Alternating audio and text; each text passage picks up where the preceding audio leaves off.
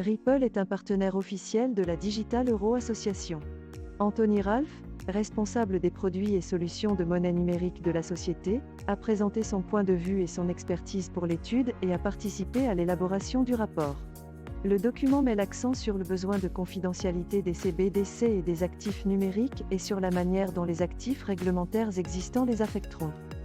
Dans l'ensemble, le livre blanc fournit une analyse approfondie des problèmes liés à la confidentialité et au CBDC, et aide à faire la lumière sur la manière dont les actifs réglementaires existants affecteront le développement des crypto-monnaies d'État. Anthony Ralph, de Ripple, a également apporté son point de vue et son expertise à l'article, ce qui ajoute du poids aux conclusions.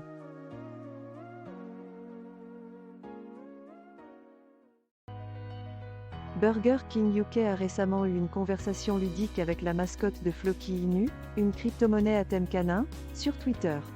L'échange a attiré l'attention de nombreux passionnés de Floki, et certains ont même suggéré à Burger King d'accepter le Floki Inu comme mode de paiement.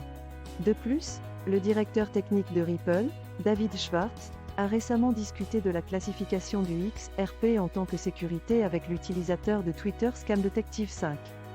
Il a fait valoir qu'aucun obstacle important n'empêchait les autres de tenir le registre. Il a également fait valoir que les activités de Ripple étaient motivées par la commodité plutôt que par la nécessité. Enfin, plusieurs comptes Twitter sur le thème de Shiba Inu, dont Lucie Shib, Xander Shib et Kuro, ont émis un avertissement concernant des jetons TRIT frauduleux. Satoshi Kusama a rappelé à l'armée Shib de pratiquement ignorer tout ce qui ne provient pas d'un compte officiel et de ne pas utiliser de jetons de test. Le point le plus important de ce texte est que Burger King UK a récemment eu une conversation ludique avec la mascotte de Floki Inu, une crypto-monnaie à thème canin, sur Twitter. De plus, le directeur technique de Ripple, David Schwartz, a récemment discuté de la classification du XRP en tant que sécurité avec l'utilisateur de Twitter Scam Detective 5.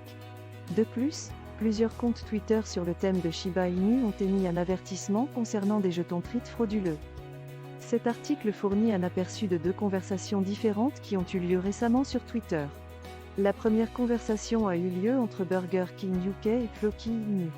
Burger King a remarqué les similitudes entre les mascottes Dogecoin et Floki Inu, ce qui a incité l'équipe de Floki Inu à réagir.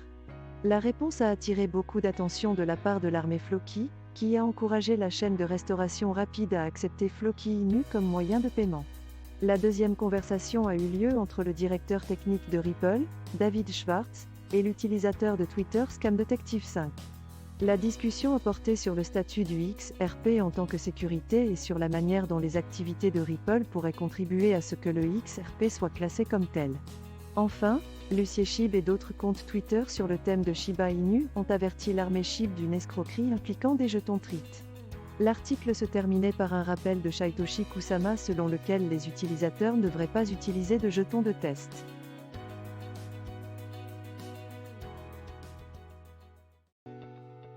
Le prix du jeton natif de Ripple, le XRP, a connu une hausse de 15% au cours des 7 derniers jours et de près de 16% par rapport à ce qu'il était il y a un mois.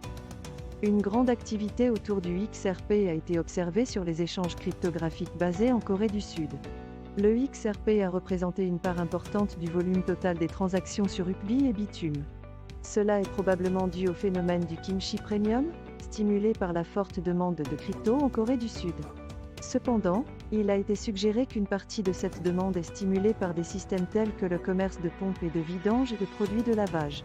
Après le pic du 29 mars, le prix du XRP a chuté de 8% et le nombre de positions longues prises pour la pièce a régulièrement diminué.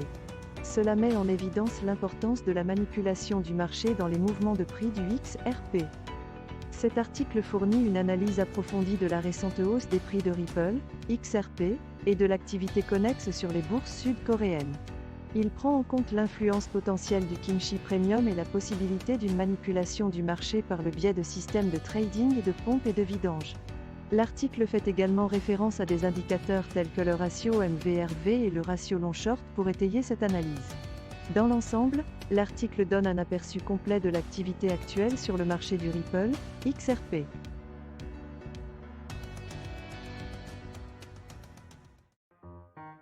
Les pirates informatiques et les escrocs ont volé 452 millions de dollars au premier trimestre de 2023, soit une baisse par rapport aux 1,3 milliard de dollars volés au premier trimestre de 2022.